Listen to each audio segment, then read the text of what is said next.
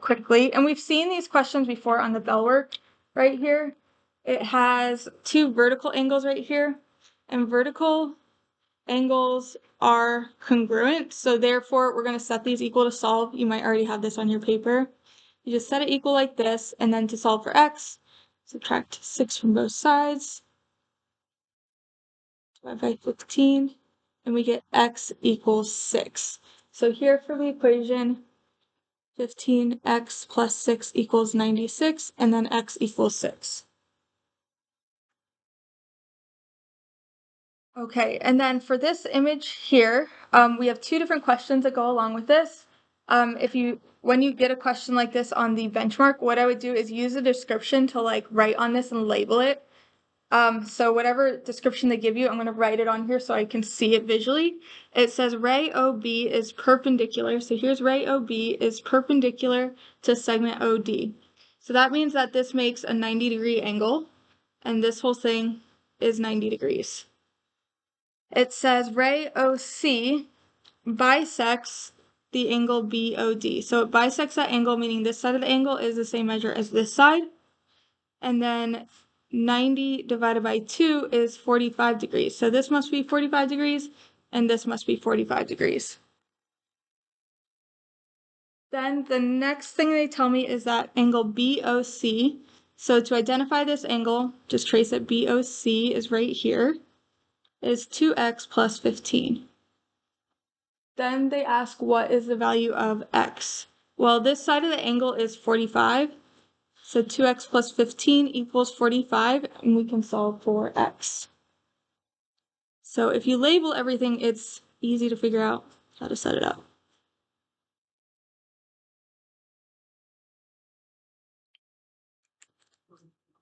The other things I could see happening here would be like vertical angles. They might say, okay, EOA is one expression and BOC is another expression, and you would have to use like concepts of vertical angles to set them equal or whatnot.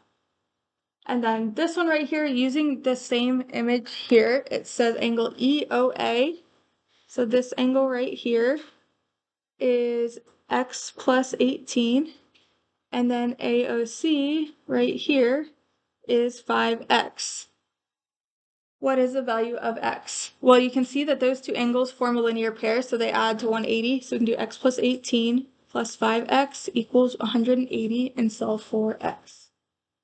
So combining like terms, I get 6x plus 18 equals 180.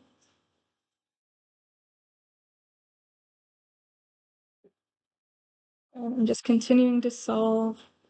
X equals 27. They could also ask for like the angle measure. You would just plug in x to find an angle measure if they ask.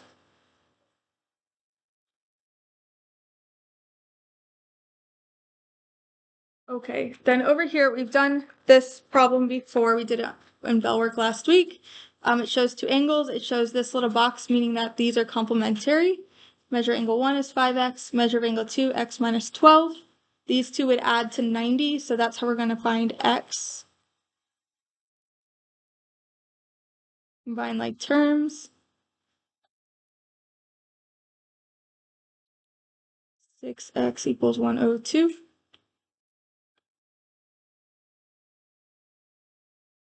And then x equals 17. Finding x is great, but it's asking for the measure of each angle, so we have to make sure to plug that in. Measure of angle 1 is 5x, so 5 times 17 equals 85, so that goes here. And then measure of angle 2 is x minus 12, so we do 17 minus 12, which is 5 degrees.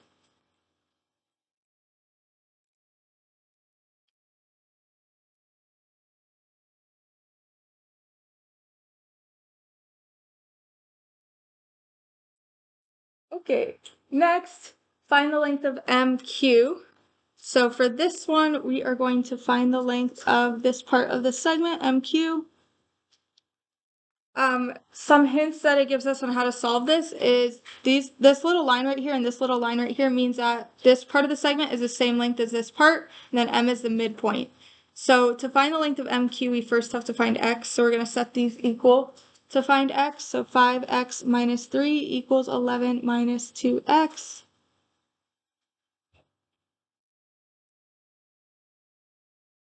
7x minus 3 equals 11 plus 3. 7x equals 14. X equals 2.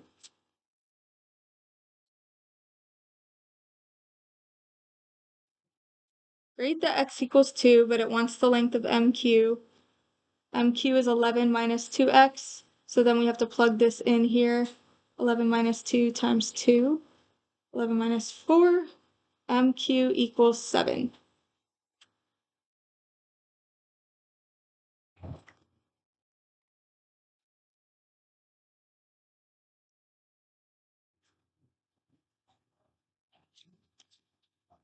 Okay, then over on this side, we're switching concepts now into weighted average and partitioning a line segment. So this question right here, point M has a weight of 3, so imagine like 3 blocks on point M, and then point N has a weight of 1. Wants to know where the weighted average would be, or like where this thing would balance, and visually I would say it's about here. But I don't know if it's exactly -1. It could be like a decimal or something like that. So we're going to use the equation.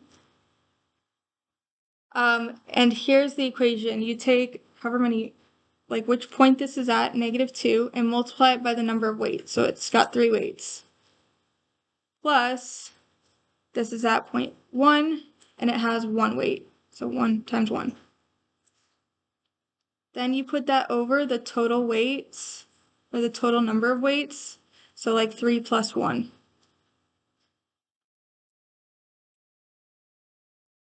Okay, and now I'm going to simplify, so I get -6 plus 1 over 4. That would be -5 over 4. What if the answer choices are in decimals?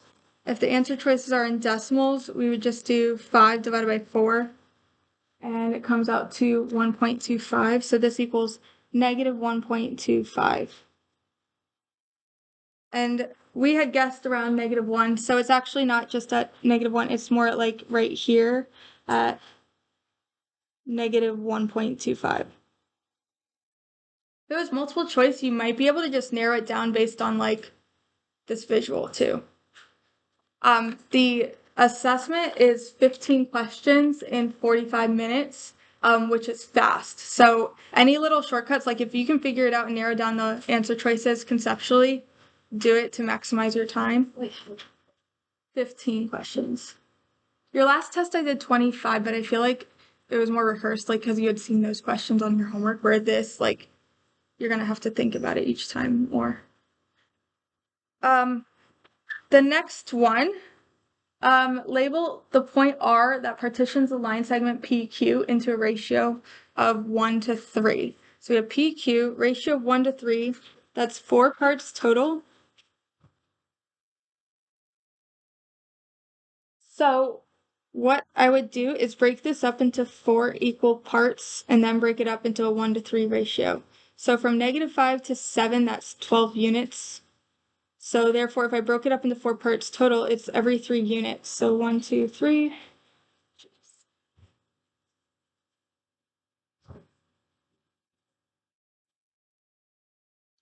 Okay, so I broke it up into 4 equal parts, and then 1 to 3 ratio, 1 part, and then 3 parts.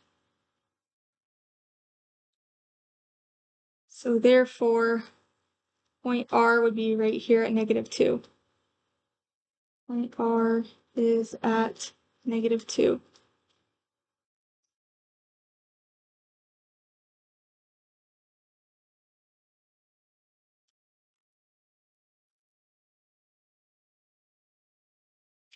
Okay, on to the back. Let's recording here too.